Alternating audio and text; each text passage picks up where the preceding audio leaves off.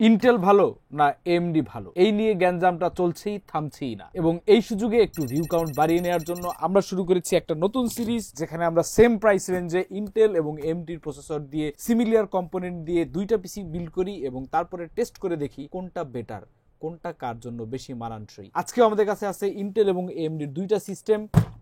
এর মধ্যে এমডি সিস্টেমটার দাম হচ্ছে ৩৮,৫০০ টাকা আর ইন্টেল সিস্টেমটার দাম হচ্ছে ৩৯,৫০০ টাকা। দুইটা সিস্টেম আমরা সংগ্রহ করেছি স্টারটেক থেকে। চাইলে আপনারা তাদের কাছ থেকে এই পিসিগুলো সংগ্রহ করতে পারেন। প্রোডাক্ট পাঠানোর সাথে সাথে স্টারটেক বলে দিছে তাদের থেকে এগুলো নিতে কইছে। যাই হোক, আপনাদের সাথে আছি আমি অনন্য জামান। আপনারা দেখছেন ডাবল বিল্ডার বাংলাদেশ।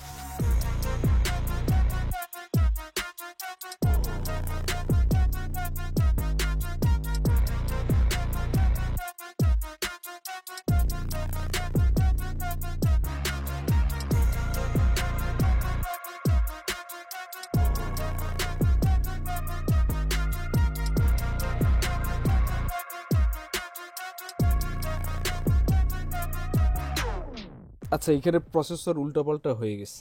B450 যাবে এএমডি আর 610 যাবে হচ্ছে ইন্টেল। প্রথমে আমরা কেসগুলারে নামায় রাখি। এএমডির পক্ষ থেকে আমাদের হাতে প্রসেসর হিসেবে রয়েছে দেশীয় প্যাকেজিং এর আসা AMD Ryzen 7 5700G। এইটা একটা 8 কোর প্রসেসর এবং এর মধ্যে একটা আইজিপিউ আছে যেটা হচ্ছে Radeon Vega 7। এইটার দাম হচ্ছে 18,800 টাকা। এবং দামের দিক থেকে ম্যাচ খেতে গিয়ে ইন্টেলের পক্ষ থেকে আমাদেরকে নিতে হয়েছে এটাও দেশীয় শিল্পের বক্স। দেখতেই পাচ্ছেন কুটির শিল্পের ছোঁয়া দেখা যাচ্ছে। ইভেন প্রসেসরের পজিশনটাও চেঞ্জ হয়ে গেছে, যেটা থাকার কথা এইখানে সেটা চলে আসছে এইখানে। তো এইটার দাম হচ্ছে 18,200 টাকা। কিন্তু এমডির যেখানে 8 কোর প্রসেসর, সেখানে ইন্টেলেরটা হচ্ছে 6 কোর প্রসেসর, অর্থাৎ 6 কোর এবং 12 থ্রেড। এইটার মধ্যে যে ইন্টিগ্রেটেড গ্রাফিক্সটা আছে সেটা হচ্ছে USD 730, অর্থাৎ এই দুইটা সিস্টেমে আমরা ডেডিকেটেড জিপিইউ ছাড়া চালাতে পারবো। তো যাই হোক, চলেন আগে প্রসেসরগুলোকে আনবক্স করে ফেলি। ঘ্যাচাং।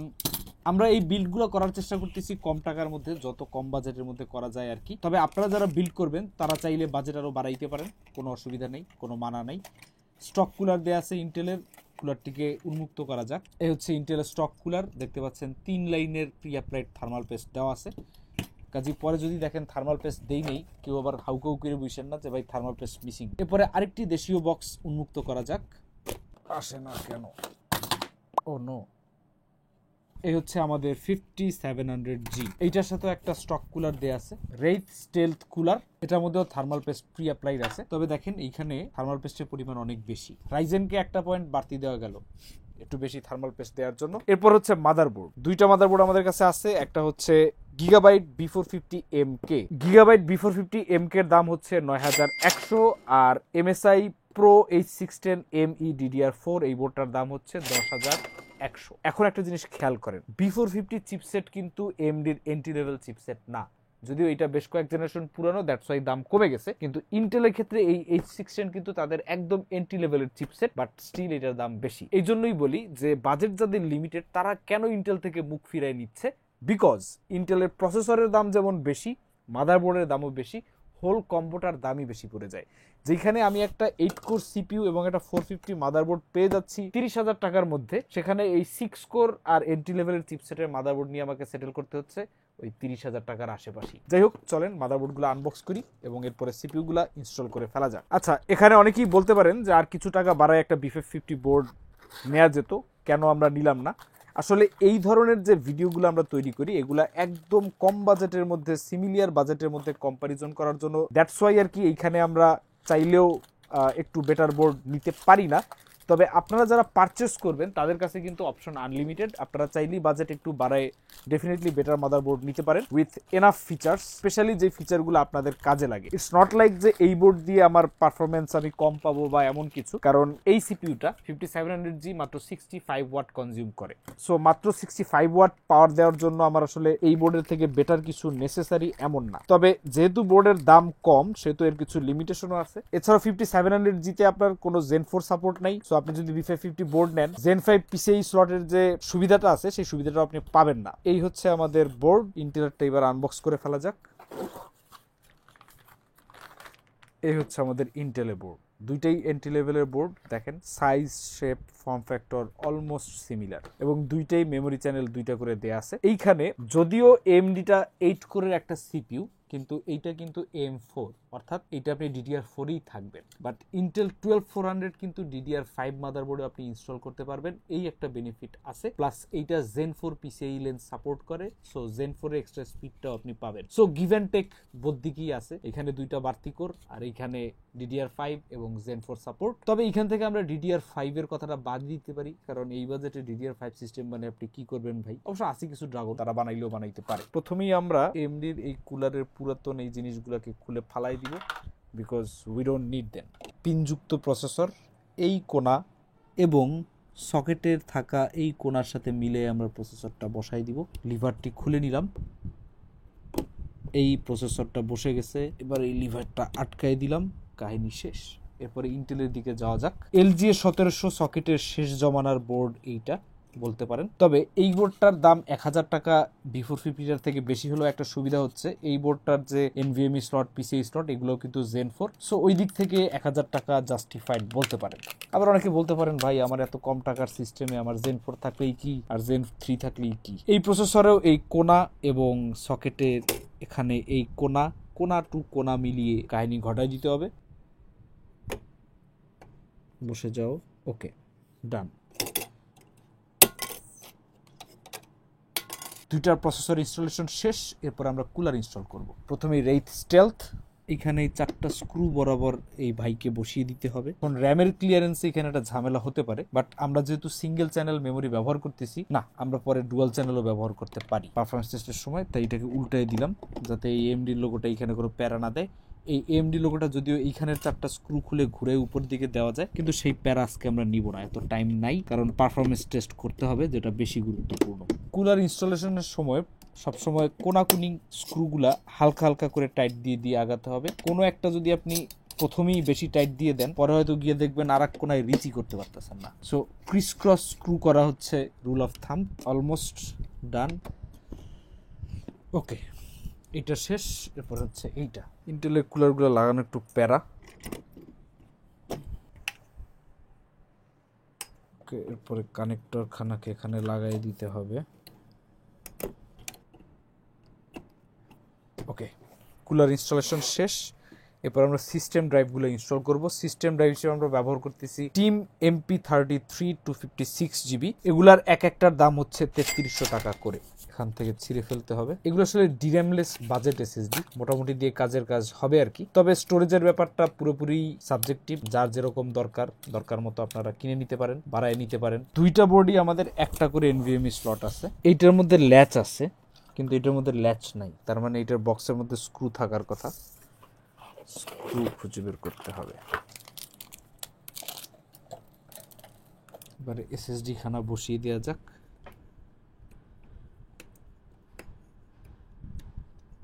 এই একটা, এবং এরপরে এই পাশে গিগাবাইটের বোর্ডে আবার ল্যাচ আছে, so latch makes life easier.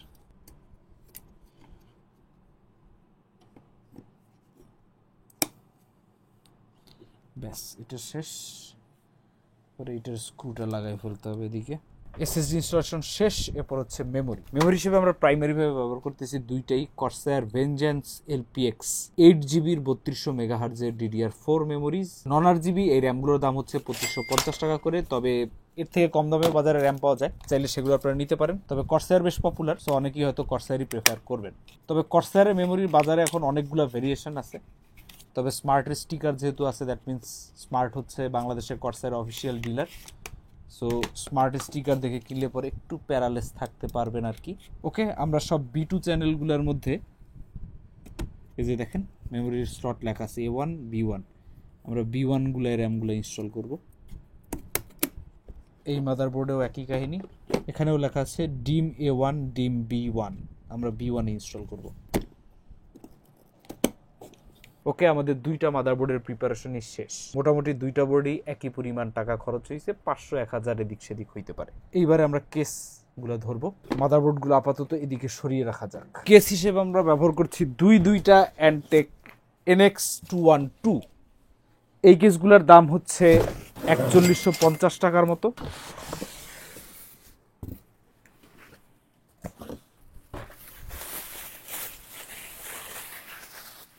এই দুইটা কেসের মধ্যে আছে 3টা করে ফিক্সড আরজিবি ফ্যান এবং পেছনে একটা করে নন আরজিবি ফ্যান, এবং এই কেসগুলো এই বাজেট রেঞ্জে বেস্ট কেস না।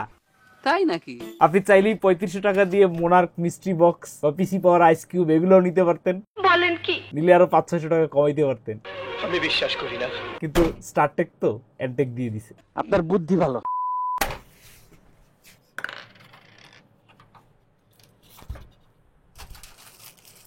এই পিছনে একটা ঠোঙ্গার মধ্যে দরকারি জিনিসপত্র দেয়া আছে। এইবারে আমাদের করতে হবে বিল্ডের সবচেয়ে ক্রুশিয়াল জিনিস কি সেটা বলেন তো? আইওশিল ইনস্টলেশন, যেটা আমরা সবসময় ভুলে দিই। এখন আবার মনে রাখতে হবে কোন বোর্ডের কোনটা আইওশিল। এটা হচ্ছে এমএসআই লোগো দেওয়া, দ্যাট মিনস ইন্টেলের সিস্টেমটা, এটাকে আমরা বসাবো এইখানে।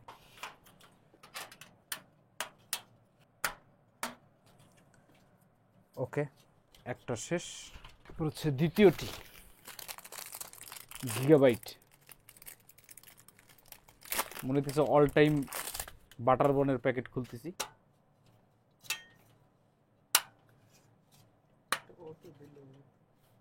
আইওশিল ইনস্টলেশন শেষ।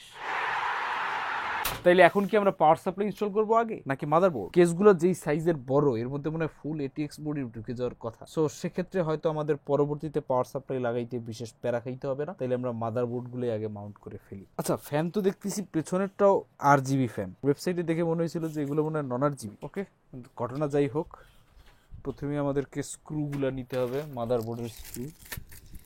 জিলাপির প্যাকেটে কি কি আছে?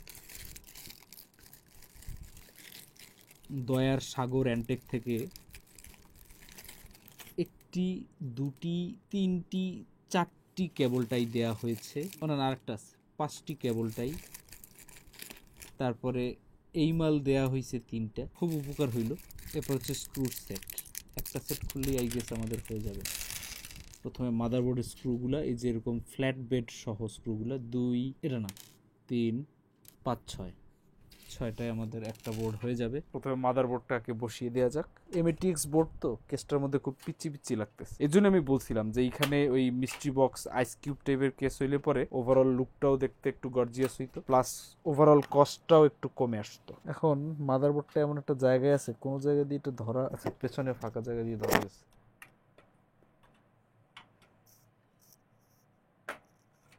ওকে, এমডি বোর্ডটা মাউন্ট করা শেষ। এরপরে ইন্টেল বোর্ডটা মাউন্ট করতে হবে।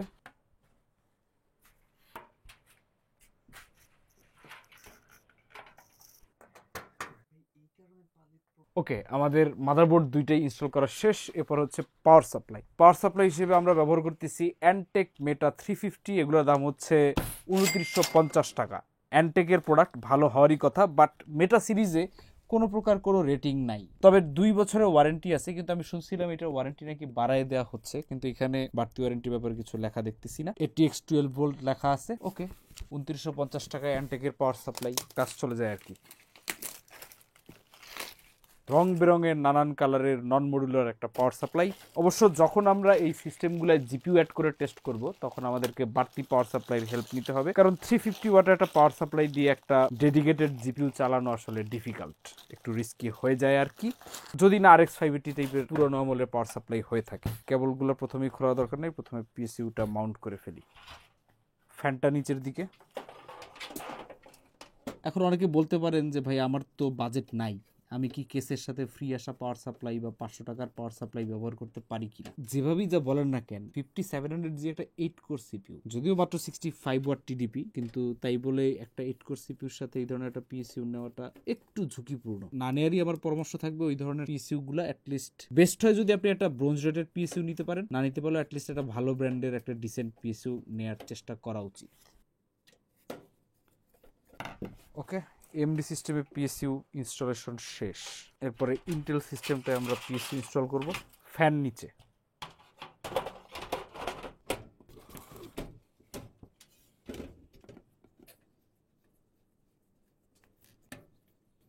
পাওয়ার সাপ্লাই ইনস্টলেশন শেষ। এরপরে হচ্ছে ইপিএস কেবল এবং 24 পিন কেবলগুলো আমরা কানেক্ট করে দিব। জটলা খুলে ফেললাম, এখান থেকে ইপিএস খুঁজে বের করতে হবে। এই যে একটা ইপিএস, এই হচ্ছে একটা ইপিএস, এইটা যাবে হচ্ছে উপরে। এই কেসটার মধ্যে কেবল রাউটিং এর জন্য জায়গা খারাপ না, ভালোই, সহজেই লাগাই ফেলা যাবে আশা করতেছি। এরপর হচ্ছে 24 পিনটা যাবে হচ্ছে এখান থেকে। এবার আমরা সামনের দিকে যাই। এই যে উপরের কর্নারে ইপিএস 24 পিন, ইপিএস ডান, 24 পিন ডান। এরপরে ফ্যানের কানেক্টরগুলো মনে হয় লাগাই নিলে পরে ভালো হবে। আচ্ছা, এই কেসে কিন্তু ARGB হেডার দেয়া আছে কেসের ফ্যানগুলোর সাথে, কিন্তু আমাদের কম টাকার মাদারবোর্ড তো নাই, এই জন্য আমরা জাস্ট ফ্যানগুলোর সাথে এই সেটা পাওয়ারটা কানেক্ট করে দিব। মোডেক্স পাচ্ছি কেন খুঁজে শুধু, সেটা কোথায়, এই যে সেটা কানেক্ট করে দিলাম। এরপরে ফ্রন্ট আইও প্যানেলের কেবলগুলা কানেক্ট করে দিতে হবে। ফ্রন্ট আইও প্যানেলের মধ্যে USB 3টা হচ্ছে এখানে, এই হচ্ছে USB 3 কেবল, USB 3 ডান। এরপরে হচ্ছে অডিও আর USB, এই দুই ভাইরা ভাই সবসময় পাশাপাশি থাকে, এদের এক জায়গা থেকে রাউট করতে হয়। আচ্ছা, এই হচ্ছে আমার অডিও দিলাম লাগাই, আর এই পাশে থাকার কথা আমার USB, কিন্তু মাদারবোর্ডে আবার ভাইরা ভাই রুলটা মেনটেন করে নেয় একটু দূরে, এই যে 1 মাইল দূরে, দেখছো ভাইরা ভাইদের মধ্যে যথেষ্ট গ্যাঞ্জাম লাগাই দিছে। আমরা শুধুমাত্র পাওয়ার সুইচটাই লাগাইতেছি, আর কিছু আপাতত লাগাইতেছি না। এই হচ্ছে পাওয়ার সুইচ। তো টেকনিক্যালি আমাদের এই সিস্টেমটা এতক্ষণ রেডি হয়ে যাওয়ার কথা। আমরা একবার পাওয়ার টেস্ট করব না, আমরা দুইটা একসাথেই পাওয়ার দিয়ে দেখব। কেবল ম্যানেজমেন্টের প্যারায় যাইতেছি না, কেবলগুলো আপাতত ভিতরে ঠেসে ঠুসে রেখে দেওয়া যাক। এখন এইটাও আমাদের ইপিএস লাগাইতে হবে প্রথমে। এই হচ্ছে আমাদের EPS.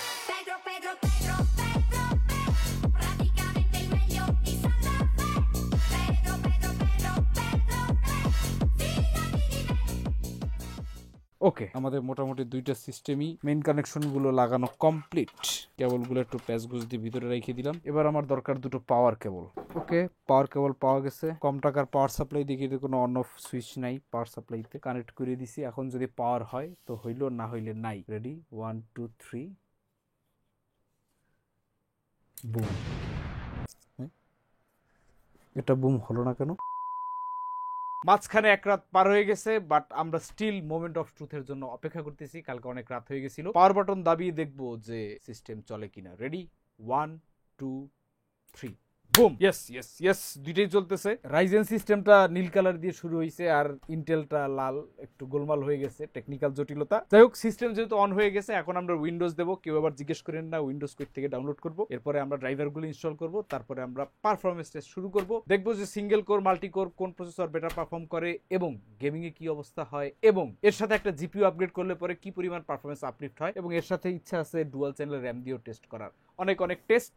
So let's get prepared. Okay, আমাদের দুইটার মধ্যে উইন্ডোজ দেওয়া হয়ে গেছে, ড্রাইভার দেওয়া হয়েছে। এবারে প্রথমে আমরা এক্সএমপি অন করে কাহিনী শুরু করব। দুইটা সিস্টেমে রিস্টার্ট দিয়ে দিই। এবারে ডেল বাটনে হাত রাখি, দেখি কোডটা রিস্টার্ট হইতে কেমন সময় লাগে। নীল লাইট জ্বলতেছে ইন্টেলের সিস্টেমটায়, আর লাল লাইট জ্বলতেছে এমডির সিস্টেমটায়।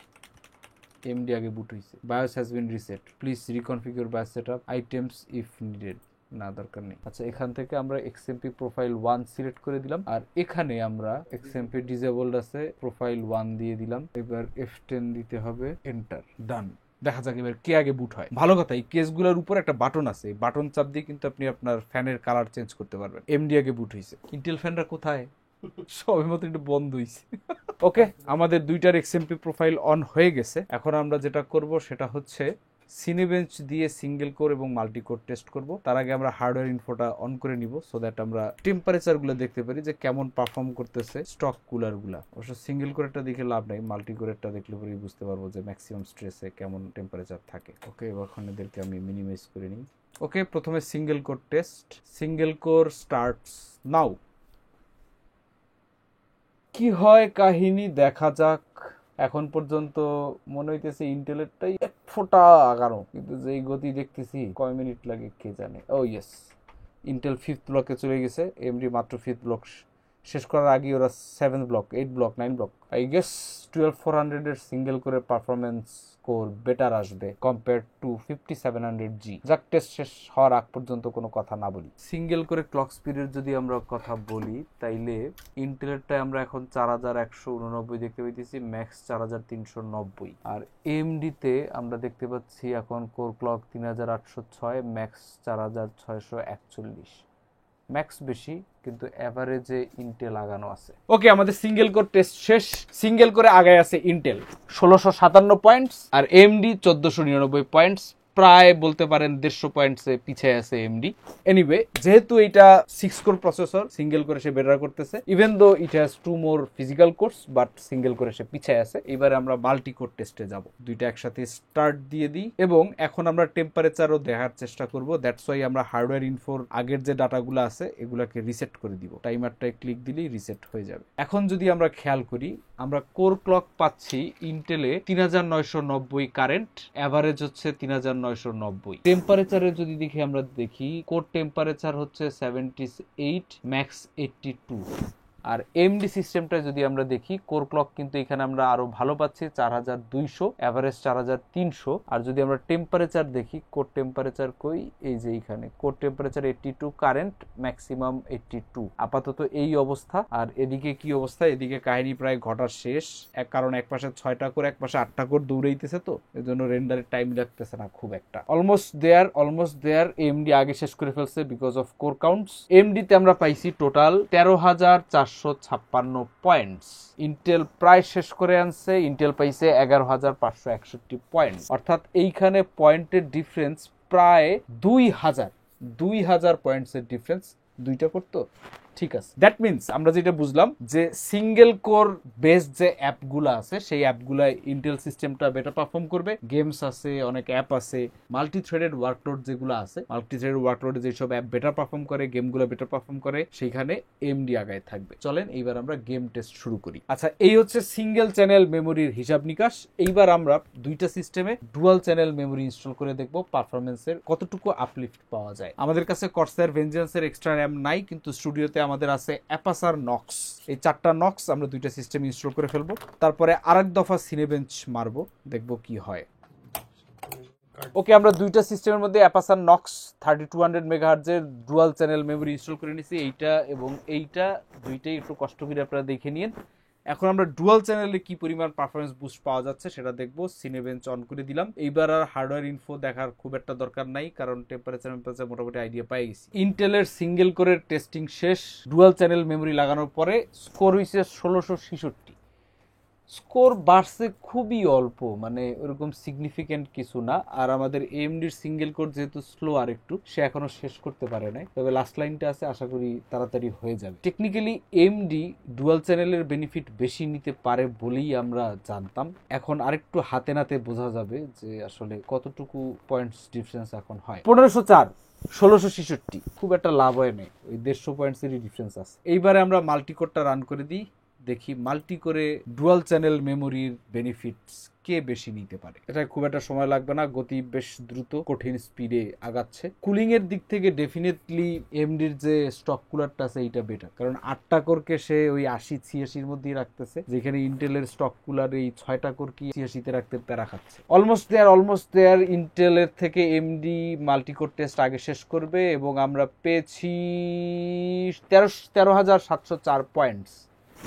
খুব বেশি পয়েন্টস কিন্তু বাড়ে নাই, অল্প একটু বাড়ছে। ইন্টেল 11,768 পয়েন্টস, ইন্টেলও একটু স্কোর বাড়ছে। গড়পড়তায় দুইটা সিস্টেমই 200-র মতো করে পয়েন্ট বাড়ছে। এইবারে হচ্ছে আমাদের গেম টেস্ট। আমরা এবার সাইবারপাঙ্ক খেলবো, সাইবারপাঙ্ক খেলে দেখবো কত স্কোর পাওয়া যায়। ওকে, এখন আমরা সিঙ্গেল চ্যানেলে সাইবারপাঙ্ক টেস্ট করে দেখবো কি ঘটনা হয়। চল আগে সেটিংস গুলো দেখে নেই। লো আছে, লো থেকে কাস্টমে গেলাম গা, এরপরে এফএসআর হবে না, ইন্টেল যেহেতু এক্সিএসএস 1 পর্যন্ত যাওয়া যায়। আর কিছু কমানো দরকার আছে না? আর যা আছে থাক, অসুবিধা নেই।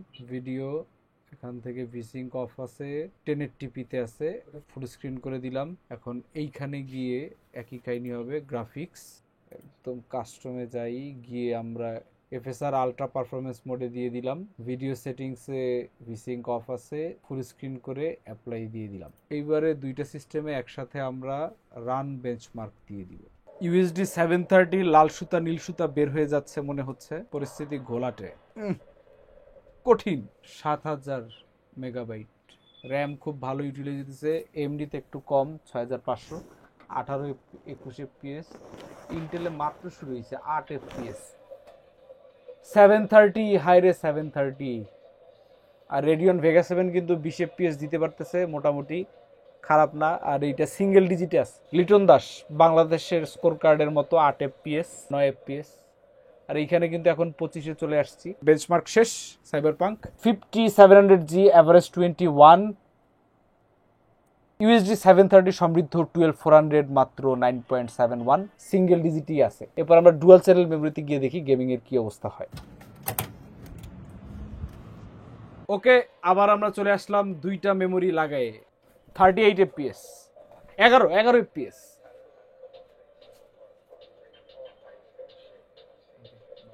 বারো 11 12 না, কোনো লাভ হইতো না। আগের বার দেখছিলাম 9 10। এখন দুইটা মেমোরি। মেমোরি ইউসেজ দেখেন 9730, আর এই পাশে দেখেন 11894 MB। জিপি ইউসেজ 99%, ইউএসডি 730 ফেটে যাচ্ছে। আর এই পাশে রেডিয়ন ভেগা 7 98%, 2000 মেগাহার্টজ ক্লক স্পিডে চলতেছে। আর এই 1450-এ আছে। 13 14 15 16 48 কাপাই দিতেছে। 5700G পৃথিবীর ঊনবিংশ শতাব্দীর সর্বশ্রেষ্ঠ আবিষ্কার। 5700G দেখাই দিতেছে। কারা কারা জানি বলে এমডি বিল্ডার বাংলাদেশ। কারা কারা জানি বলে, শেষ এখনো চলতেছে।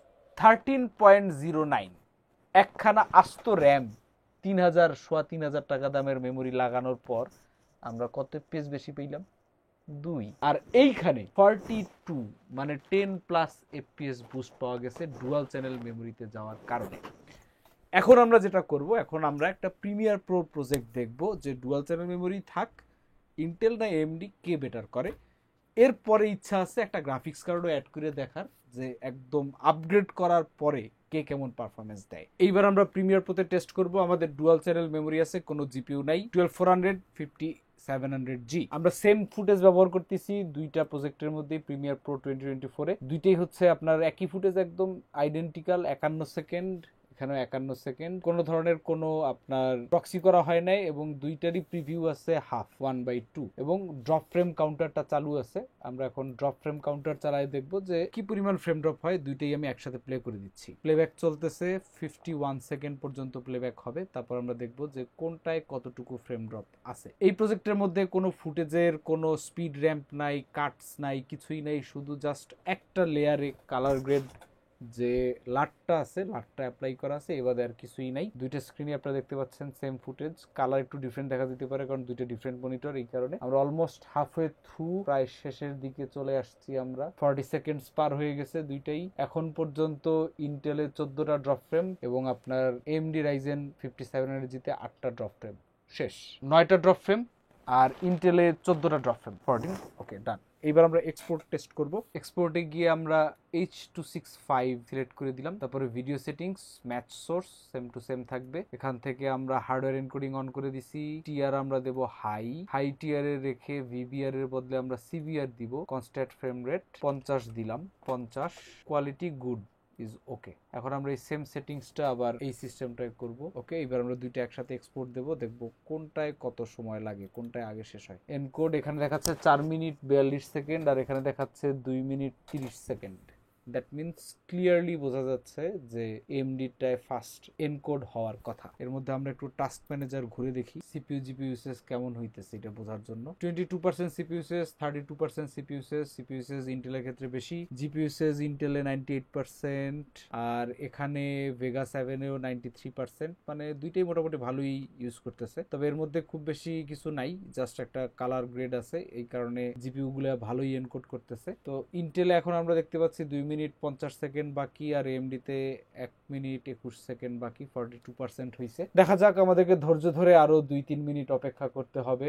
সিপিইউ জিপিইউ ইউসেজে তেমন কোনো পরিবর্তন দেখতে পাচ্ছি না। মেমোরি কনজাম্পশন দুইটাই অলমোস্ট সেম, 9.2 9.3 গিগাবাইট।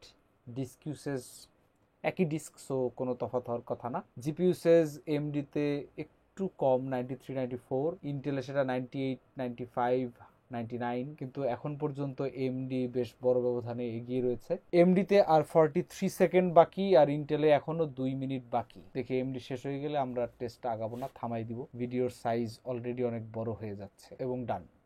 ইন্টেলে এখনো 1 মিনিট 21 সেকেন্ড বাকি আছে, তার মানে আমরা এটা আর টেস্ট করব না, আর দরকার নাই। প্রায় 30% ফাস্টার এনকোডিং হচ্ছে 5700G-তে। একটা 8 কোর প্রসেসর, সো এটা ফাস্ট হওয়ারই কথা। সো যারা এডিটিং করবেন, এডিটিংয়েও আপনার 12400-এর থেকে 5700G এগিয়ে থাকবে because of its extra course. এখন আমরা জিপিইউ লাগায় দেখব যে জিপিইউ লাগায় পারফরমেন্সে কোনো ডিফারেন্স দেখা যায় কিনা। ওসিপিসি 3060 12GB কার্ডগুলোর দাম হচ্ছে 38,000 টাকা। বাজারে এই মুহূর্তে one of the best deal বলতে পারেন। কার্ডগুলো আনবক্স করে ফেলি এবং কানেক্ট করে ফেলি পিসিতে। এটা ডুয়াল ফ্যানের কার্ড, চিপা চাপা দেখতে, দাম যেহেতু কম একটু হালকা পাতলা হবে, এটাই স্বাভাবিক। এখন ঝামেলা হইতেছে আমাদের যে পাওয়ার সাপ্লাই আছে সেই পাওয়ার সাপ্লাই দিয়ে এই 3060 গুলাকে পাওয়ার দেওয়া একটু ডিফিকাল্ট, কারণ পাওয়ার সাপ্লাই 3060-র জন্য রেকমেন্ডেড হইতেছে ইন জেনারেল 550 ওয়াটের পিএসইউ গুলা। এই জন্য আমরা একটা এক্সট্রা পিএসইউ দিয়ে জিপিইউ গুলাকে পাওয়ার দিব। ওকে, দুইটা 3060 ফ্রম ওসিপিসি 38,000 টাকা করে দাম। আসেন ইনস্টল করে ফেলি। খুব স্ট্রেট ফরওয়ার্ড, লকটা খুলতে হবে, তারপরে জায়গা মতো বসায় প্রেস করে দিলেই কাহিনী ঘটে যাওয়ার কথা। এখন আমাদের অ্যান্টেক মেটা 350 is not good enough to power this 3060s। এই কারণে আমরা একটা এসএলআই করব, পিএসইউ, একটা এক্সট্রা পিএসইউ জাম্প কেবল দিয়ে অন করে, একটা 850 ওয়াটের পিএসইউ। সো একটা দিয়ে আমরা দুইটা জিপিইউ কে পাওয়ার দিতে পারবো, কোনো অসুবিধা নাই। ওকে, জিপিইউ গুলো আলো জ্বলতেছে, তার মানে জিপিইউ কাহিনী শুরু করে দিছে। ড্রাইভার ইনস্টলেশন শেষ। ইন্টেল সিস্টেমটা রিস্টার্ট চাইতেছে, রিস্টার্ট দিয়ে দিলাম। এমডি সিস্টেমটা রিস্টার্ট চাইতেছে না, কিন্তু তাও এটাকে রিস্টার্ট দিয়ে দিই যাতে কোনো কাহিনী না থাকে পরে। ওকে, 3060 রেডি। এইবার শুরু হবে বেঞ্চমার্ক উইথ 3060। দেখা যাক ইন্টেল লাগায় থাকে নাকি এমডি। সেটিংসে কিছু গুণগত মানে পরিবর্তন নিয়ে আসতে হবে। গ্রাফিক্স সেটিংসগুলো রিসেট দিয়ে নিলাম। তারপরে আমরা এখান থেকে হাইতে দিই। ইউ সুইচ পারফেসিং on, please note this feature is a technology preview and very cheap industry have fun. না ভাই, ওইটা আমার দরকার নেই, আমি ওসব বাদ দিয়ে হাইতে গিয়ে সেটেল করলাম। প্রফেসর অফ অ্যাপ্লাই, তারপরে রান বেঞ্চমার্ক।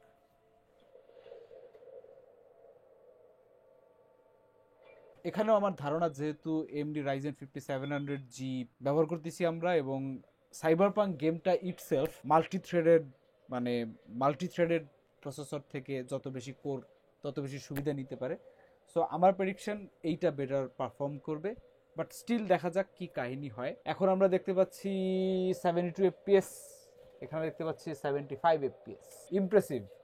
ইন্টেল কিন্তু এখন মোটামুটি ভালোই কম্পিট করতেছে, এখানে 90 ওখানেও 90। দেখা যাক শেষ পর্যন্ত কি হয়। এখন দুইটার বেঞ্চমার্কেরই বেশ স্মুথনেসটা কিন্তু ফিল করা যাচ্ছে, এবং টেক্সচার কোয়ালিটি হাই দেওয়ার কারণে ভিজুয়াল এক্সপিরিয়েন্স অনেক বেটার হয়েছে আগের থেকে, যথেষ্ট বেটার, যথেষ্ট প্লেয়েবল, যথেষ্ট কঠিন। কিন্তু এই পারফরমেন্স পাইতে গেলে আবার আপনার এই 40,000 টাকার সিস্টেমগুলোর সাথে আরো 38,000 টাকার জিপিইউ অ্যাড করতে হবে এবং 3,000 টাকার র্যাম অ্যাড করতে হবে। আপনার সিস্টেমের দাম হয়ে যাবে তখন 80,000 টাকা, এবং পিএসইউ লাগবে সাথে। শেষ, বেঞ্চমার্ক শেষ, স্কোর পাওয়া গেছে।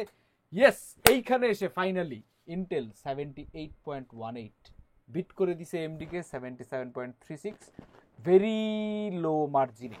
বাট এইখানে সিঙ্গেল কোরের যে পারফরমেন্সটা বেশি আমরা দেখতেছিলাম ইন্টেলে, সেইটার রেজাল্ট কিছুটা হইলে এখানে পাওয়া যাইতেছে। Even though Cyberpunk multi core prefer করে, বাট জিপিইউ লাগানোর ফলে কিন্তু পারফরমেন্স গ্যাপটা কমে আসছে 78-77। So that's that. যদি আপনার বাজেট হয় শুধুমাত্র 38,500 টাকা এমডি সিস্টেম, যদি আপনার বাজেট হয় 39,500 টাকা এবং আপনি ইন্টেল ফ্যান, ইন্টেল সিস্টেম। যদি আপনি জিপিইউ লাগান তাইলে মাল্টি কোর অ্যাপ্লিকেশনগুলোর জন্য আপনি এমডি প্রেফার করতে পারেন। গেমিং এর জন্য ইন্টেল খারাপ করবে না এমডির থেকে।